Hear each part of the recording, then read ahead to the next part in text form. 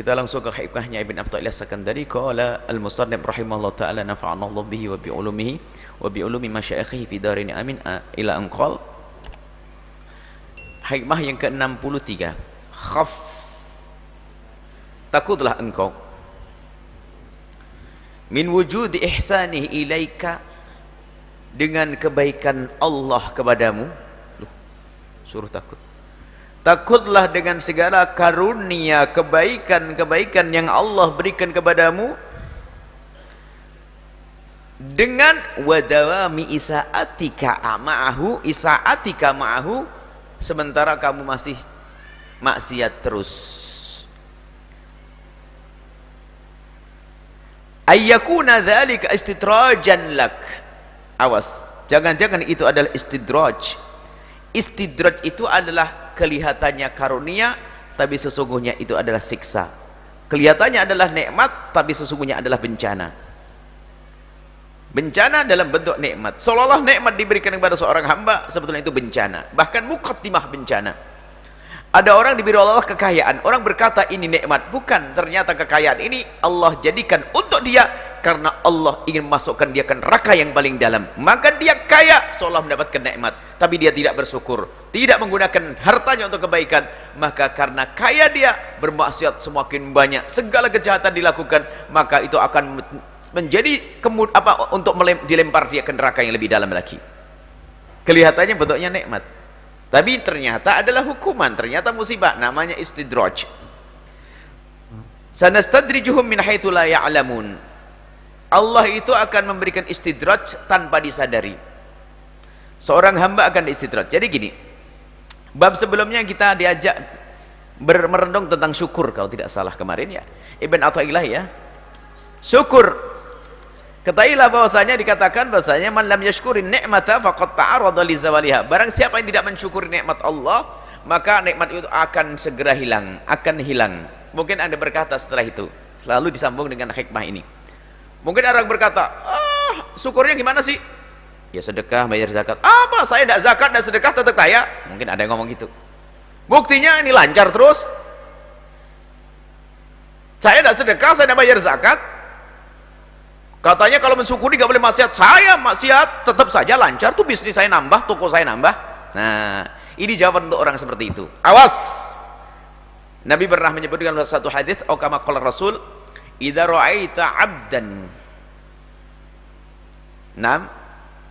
Kalau engkau melihat seorang hamba, atau kama qala Rasul, a'tahu Allahu ni'matan, Allah memberikan kepadanya nikmat, wa huwa muqimun fil maksiati, sementara ia di dalam kemaksiatan, fa'lam annahu istidraj, maka ketahuilah itu adalah istidraj. Ketahuilah kalau ada seorang hamba diberi oleh kenikmatan sementara dia itu maksiat, diberi kebaikan tapi dia masih maksiat terus, maka ketahuilah itu adalah bukan nikmat yang sesungguhnya. Sebetulnya itu adalah istidraj atau hukuman Allah yang dalam bentuk nikmat, seolah-olah dalam kelihatan nikmat tapi hukuman. Atau istidraj itu adalah sesuatu, tadi kan jelas, sesuatu yang kelihatannya baik sesungguhnya tidak baik baginya karena Allah ingin masukkan dia ke neraka. Nah sekarang kita perlu koreksi diri kita. Mungkin pernah terlintas di benak kita, iya saya maksiat juga tetap jalan, rezeki banyak.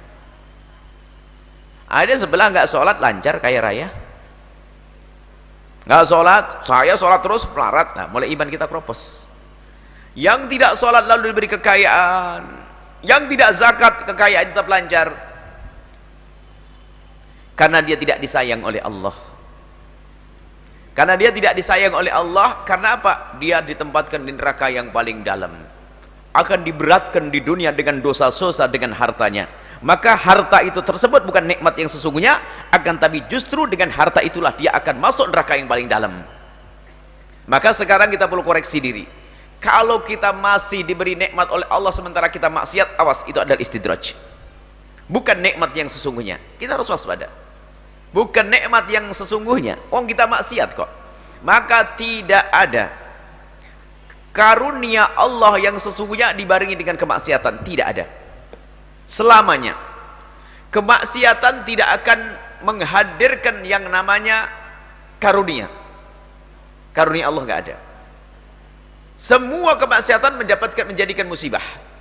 Maka kalau ada orang kok dia bergelimang di dalam kemaksiatan kok mendapatkan karunia dari Allah, langsung pastikan itu istidraj, itu bukan karunia yang sesungguhnya. Koreksi diri kita semuanya, jangan sampai kita tergolong orang seperti itu. Saya itu berbisnis, cara bisnis saya itu ngaco, saya tidak dengar omongan ustaz, tapi tetap belajar. Kita lihat istidraj, itu bandul beratmu untuk masuk nerakamu yang paling dalam. Dan itu fitnah. Fitnah dan istidraj. Hartamu adalah fitnah, semua yang Allah berikan kepadamu adalah fitnah.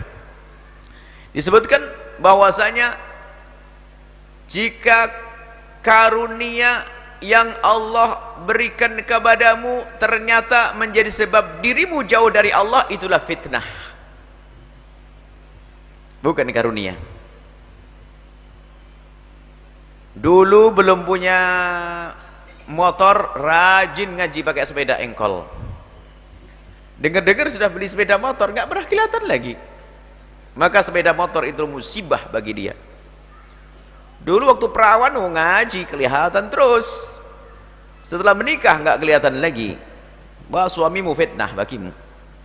Dulu ngaji rajin sebelum menikah, tak tahu setelah menikah nggak kelihatan. Istrimu fitnah bagimu, hai anak-anakku. Hati-hati. Karena apa? Kalau nama nikmat yang sesungguhnya itu akan menjadikan kita semakin dekat kepada Allah.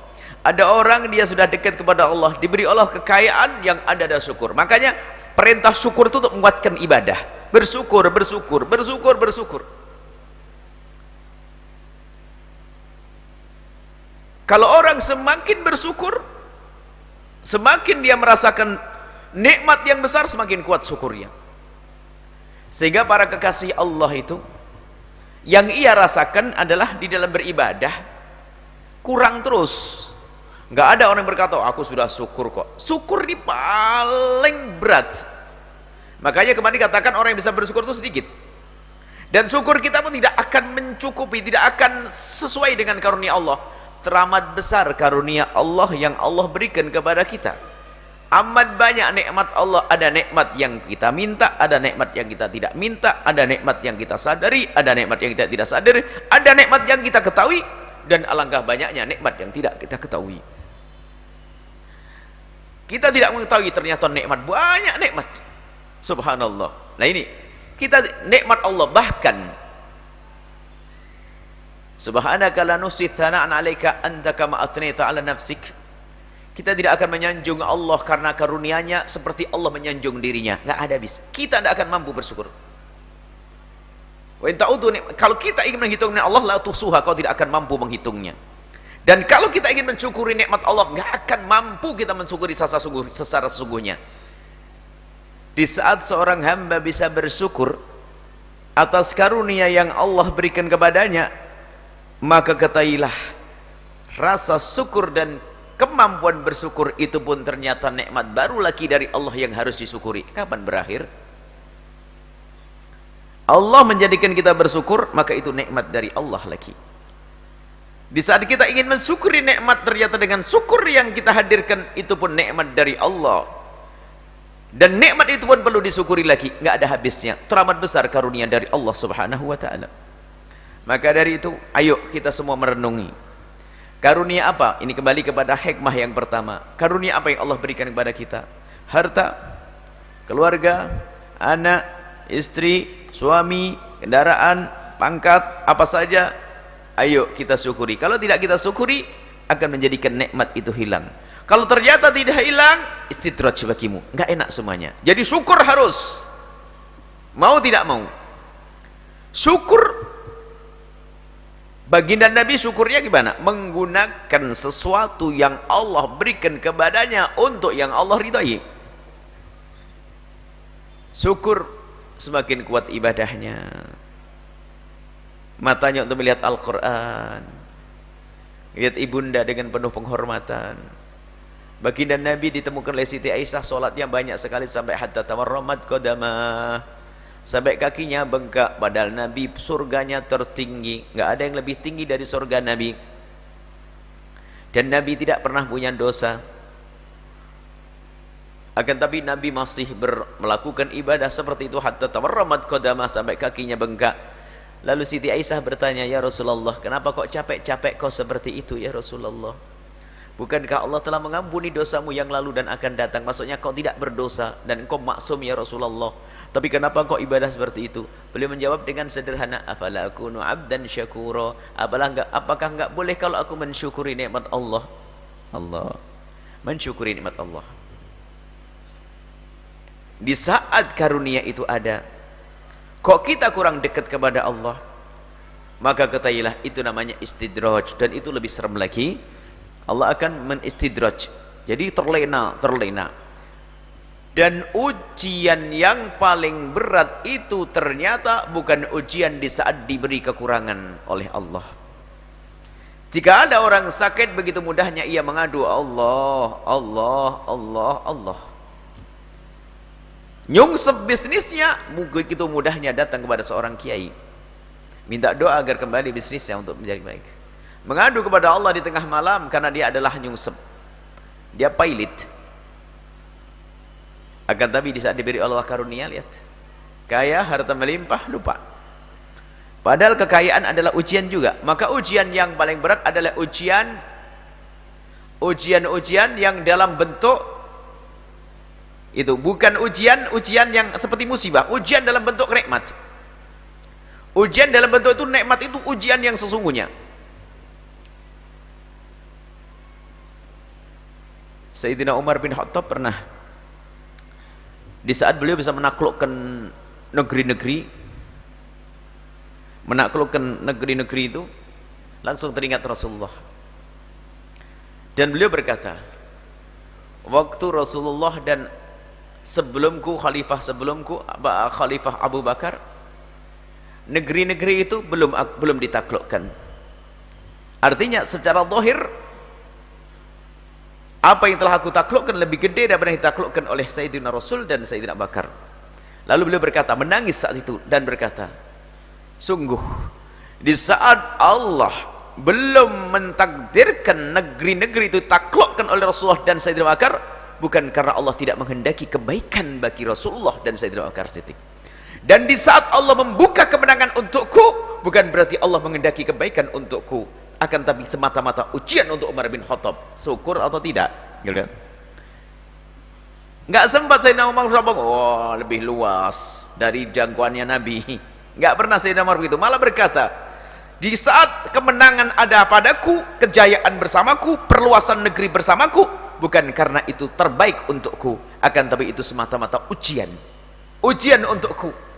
Apakah aku bersyukur atau tidak? Kita sering dengan karunia Allah ini terlena, betul, banyak terlena, dengan kekayaan terlena, dengan pangkat terlena, maka itulah istidraj, seolah-olah masuk surga, akan ternyata itu menjadi beban untuk masuk neraka jahanam. Baik, mari kita koreksi semuanya. Ingat, semua kemaksiatan tidak akan tidak akan menghadirkan karunia, semua kemaksiatan.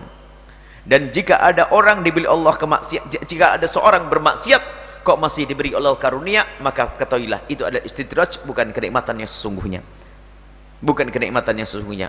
akhirnya musibah besar bagi seorang hamba tersebut. Dan semoga Allah menjadikan kita hamba yang senantiasa bisa mensyukuri nikmat-nikmat Allah, dan semoga nikmat yang Allah berikan kepada kita benar-benar nikmat, bukan sebuah istidraj, akan tapi muqaddimah nikmat yang Allah berikan kepada kita di dunia sebagai muqaddimah keindahan nanti di akhirat. Harta yang Allah berikan kepada kita, semoga itu adalah muqaddimah kita bakal dikayakan nanti di akhirat. Keluarga kita juga muqaddimah kebersamaan nanti akhirat. Pasangan kita, semoga itu adalah muqaddimah ya kebersamaan kita nanti di akhirat, bukan musibah untuk kita. Wallahu a'lam bissawab.